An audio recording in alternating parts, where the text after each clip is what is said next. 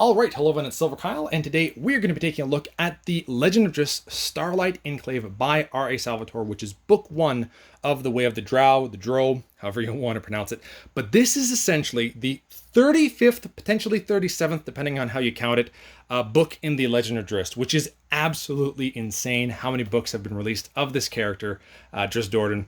And I really like it. What we have in the back here is the Generations trilogy that just came out before this, which I've heard so many good things, but I haven't even read this yet because I'm at like book 16, so I'm like 20 books behind to get caught up. But I've read those first 16, like some of them 3 times, and some of them I'm on my second read through now, and I'm trying to kind of catch up to everything at this point in time.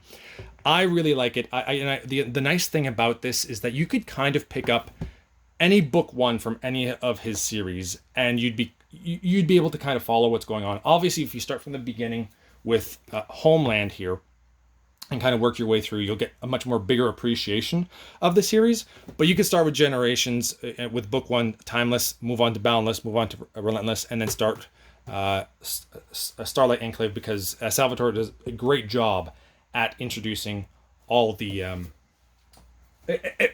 characters and basically the previous lore that you would need to have to go into each one of his series. He's a fantastic author. I really enjoy him, and he's just getting better as he ages. He keeps mastering his craft, and I'm not even at the point where it gets extremely good. Like, I've heard so many good things about this, and I can already tell from book 16 how good he's getting. So really like that. Now we're going to take a look at the spine. We're going to compare it to the previous books here from the previous trilogy as well.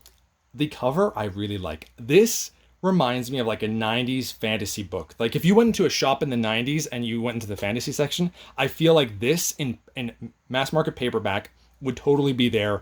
An old used bookstore or something like that. You totally see this. I'm a really big fan of it. Not as much as I would say of the Generations, because the Generations are just absolutely gorgeous. Like it's so different, and it's foil, so it has that reflective cover, and it has that on the spine as well. Absolutely beautiful art, but for the most part I've really enjoyed more so the newer stuff that they've had for the Legend of Drizzt. Another one of my favorites is also the Thousand Orcs. Oh man, I love that. That's absolutely beautiful. Another thing that I kind of miss is that now they've replaced, instead of Forgotten Realms, because the series takes place in the Forgotten Realms, which is essentially part of Dungeons and Dragons. So we still have that here, and they started really trying to introduce the Dungeons and Dragons in other books here every once in a while with the paperbacks. They didn't have that before, but then they started adding it, and because they want to throw it back to Dungeons and Dragons, and I love Dungeons and Dragons, so there's nothing wrong with that. But you're going to see a little bit of difference. Every series that he has a little bit of a different cover, has a bit of a different spine. I'll show you that in a second as well. We'll do a comparison. I like the purple here with the series. It's nice. This is from Harper Voyager. So before it used to be Wizards of the Coast. If I can bring back the Thousand Orcs. That's what we used to get, and we also used to get the Forgotten Realms once again instead of Dungeons and Dragons over here. But they're all going to be very different with the look of the spines, and we'll do a comparison in a second. Oh, I might as well just do it now.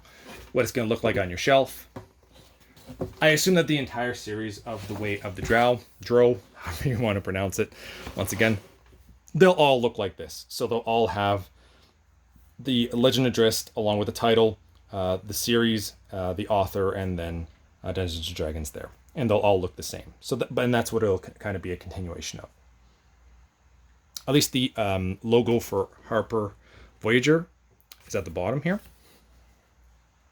And I would honestly say that if you have any of the books in Generations, like the hardcovers, that they're essentially essentially the same build quality here for Starlight Enclave. Actually, what I might say, because when I was kind of going through them, that the paper quality for the latest one, and it's very similar. They're thick pages, and the writing style is going to be the same. So the font, let's just go at the beginning so we don't spoil anything. Actually, don't do it with the last book. go with the first one. Not that it's that big, but you always get maps too, which is always just, I love this kind of stuff. Okay, so that's the font for the last series, and it's essentially the same thing for the new one. They're essentially identical. We've also got the back, just kind of explaining a little bit about what's going to be going on. Retails for $27.99 in the US and $34.99 in Canada. I believe I pre-ordered this from Amazon and it went down to like $23 including tax. So I was pretty happy with that. And then they'll have a bit of R.A. Salvatore.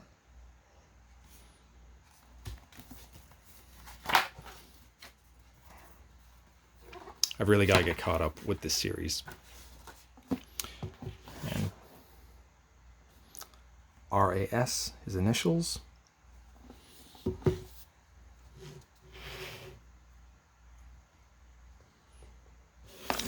the back. And it's, I mean, we're not going to get a crazy eye here because I believe that this is glued binding, not sewn binding.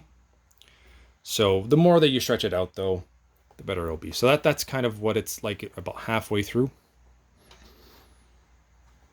And you're holding it like that. And I don't know how many pages it is. I don't want to spoil anything. 444 pages is how long it is. So there you go. That was just a quick overview of Starlight Enclave that I will be starting, honestly, probably not until at least next year, just because I'm so far behind in this entire series, but I'm definitely looking forward to it. And I really wanted the hardcover version of it. But in a few months from now, if you don't want to be paying a little bit more for this book, you can definitely get the paperbacks, which are generally, like, I mean, they used to go for $10.99 in Canada and $7.99 in the US. So maybe just a few bucks more at this point in time, because this, I think I picked this up 10, 15 years ago, something like that. So just to give you an idea. So there you go. Thank you all for watching. Let me know in the comments below what you think of Legend of Drizzt if you've ever read it. And if you need a starting point, you can definitely ask me some questions. I've read up to 16 books, but I kind of have an idea of where you could start in other areas as well, because I've done a lot of research on the books as well. So thank you all for watching. You've been bearded in Beardage.